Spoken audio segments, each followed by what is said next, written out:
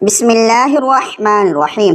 ہر وقت درود پڑھنے والوں میں شمار ہوگا۔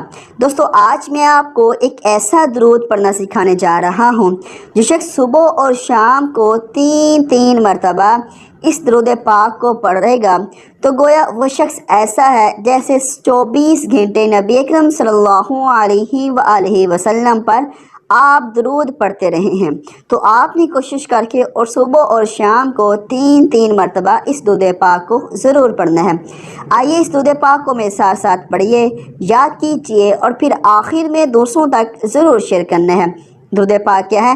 اللہم صلی علی محمد فی اول کلامنا، اللہم صلی علی محمد فی اوسط کلامنا، اللہم صلی علی محمد فی آخر کلامنا۔